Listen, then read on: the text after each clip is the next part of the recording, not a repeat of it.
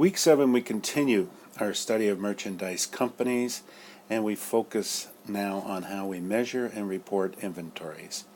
We begin by looking at the effects that inventory mistakes will have on our financial statements. We will look at how we determine the cost of ending inventory and therefore the cost of goods sold under a periodic and perpetual inventory system. Explain the advantages and disadvantages of the 4 major inventory costing methods. And then finally, in the second video, we'll look at how we record merchandise transactions under the perpetual inventory system. We begin by understanding how important inventories are to merchandise companies. If I look at the balance sheet under current assets of any merchandise company, the largest current asset is likely inventory. And the largest expense on the income statement is the cost of the inventory that has been sold. So for some companies like car dealers or jewelry stores, the inventory is several times more than any other asset that the company owns. And as a factor, in determining the cost of goods sold, the inventory figure has a direct impact on the profitability of a company's operations. Thus, we cannot understate the importance of inventory. A merchandise company can prepare accurate income statements, statements of retained earnings, and balance sheets only if its inventory is correctly valued. On the income statement, a company using periodic inventory procedures takes a physical count to determine the cost of goods sold. Since the cost of goods sold figure affects the company's net income, it also affects the balance of the retained earnings on the statement of retained earnings. On the balance sheet, incorrect inventory amounts affect both reported ending inventory and the retained earnings. Therefore, a merchandising company must be sure that it has properly valued its ending inventory. If the ending inventory is overstated, cost of goods sold is understated, resulting in an overstatement of gross margin and an overstatement of net income. For example, here we have the results of Allen Company. And as you can see in the left-hand column, the ending inventory is correctly stated at $35,000. And because of that, then we have a net income of a gross margin of $135,000, a net income of $50,000, and therefore the retained earnings would be $120,000 at the beginning of the year. Add the $50,000, it's $170,000 at the end of the year. But let's assume that we made a mistake.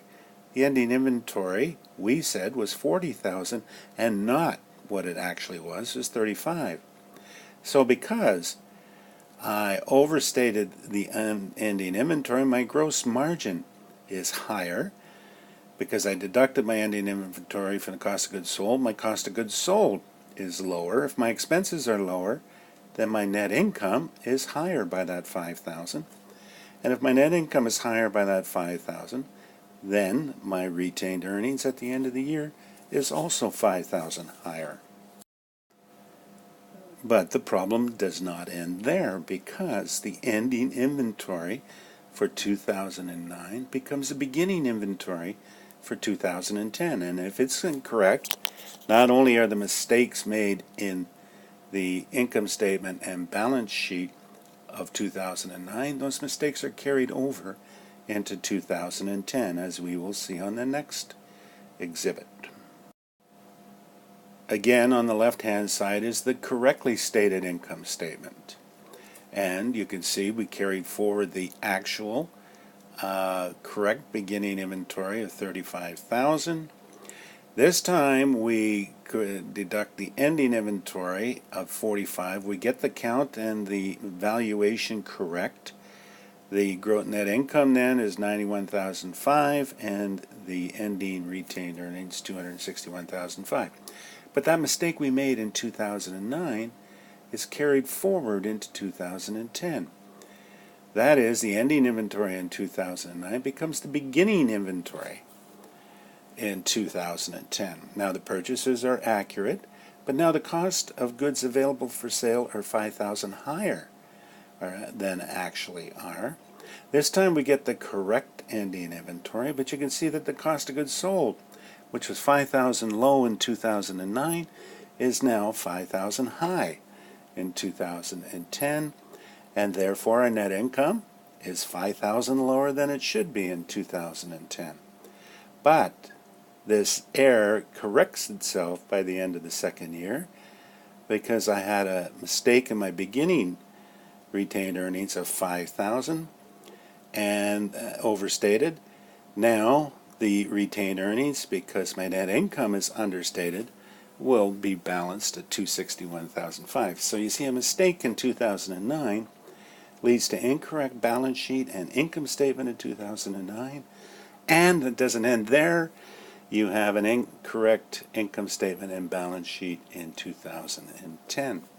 Well, not so much the balance sheet. You'll get it right with the ending inventory at the end of 2010. So I think you can see now the problem that having a mistake in the inventory does to the financial statements. And due to this error in ending inventory, both stockholders and creditors will overestimate the profitability of a business. So again, it underlines how important the counting of inventory and the valuation of inventory is.